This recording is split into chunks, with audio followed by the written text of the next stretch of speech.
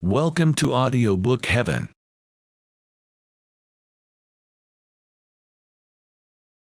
Chapter 7 of The Art of War by Sun Tzu, translated by Lionel Giles. Maneuvering. Sun Tzu said, "In war, the general receives his commands from the sovereign. Having collected an army and concentrated his forces, he must blend and harmonize the different elements thereof before pitching his camp. After that comes tactical maneuvering, than which there is nothing more difficult. The difficulty of tactical maneuvering consists in turning the devious into the direct, and misfortune into gain. Thus, to take a long and circuitous route, after enticing the enemy out of the way, and those starting after him, to contrive to reach the goal before him, shows knowledge of the artifice of deviation. Maneuvering with an army is advantageous, with an undisciplined multitude most dangerous.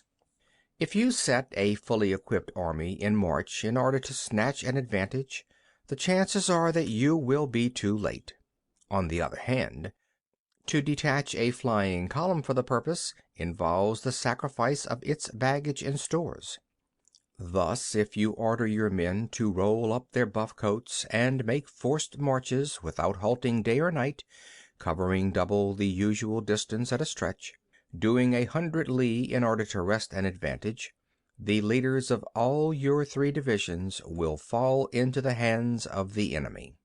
The stronger men will be in front, the jaded ones will fall behind, and on this plan only 1/10 of your army will reach its destination. If you march 50 li in order to outmaneuver the enemy, you will lose the leader of your first division, and only half your force will reach the goal. If you march 30 li with the same object, 2/3 of your army will arrive. We will take it then that an army without its baggage train is lost.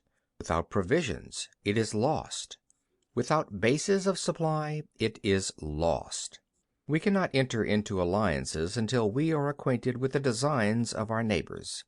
We are not fit to lead an army on the march unless we are familiar with the face of the country, its mountains and forests, its pitfalls and precipices, its marshes and swamps.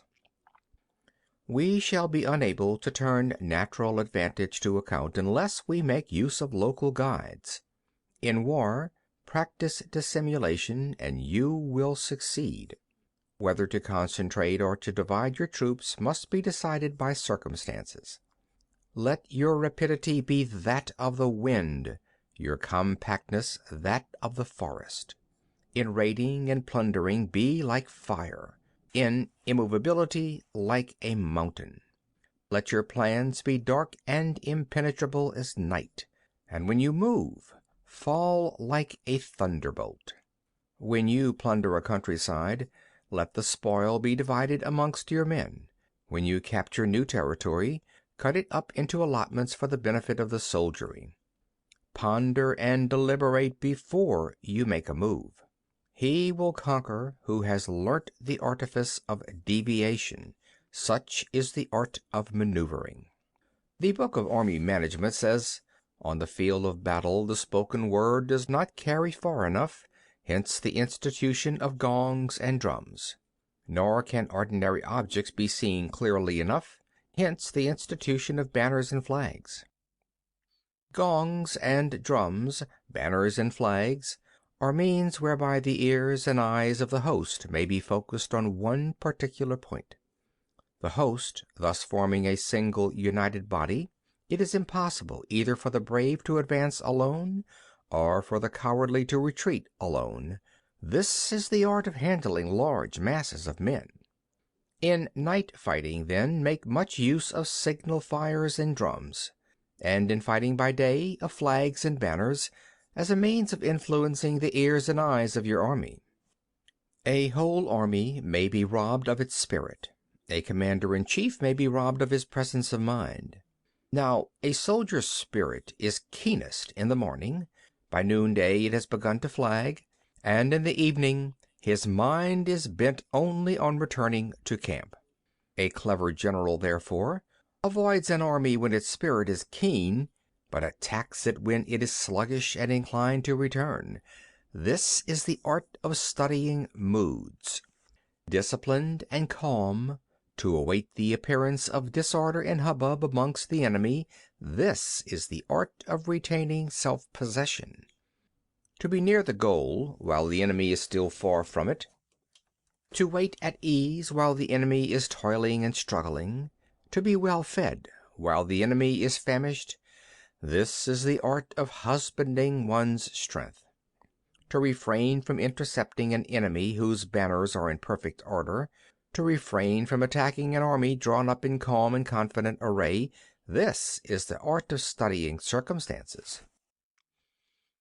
It is a military axiom not to advance uphill against the enemy, nor to oppose him when he comes downhill. Do not pursue an enemy who simulates flight. Do not attack soldiers whose temper is keen. Do not swallow bait offered by the enemy. Do not interfere with an army that is returning home. When you surround an army, leave an outlet free. Do not press a desperate foe too hard. Such is the art of warfare. End of chapter 7.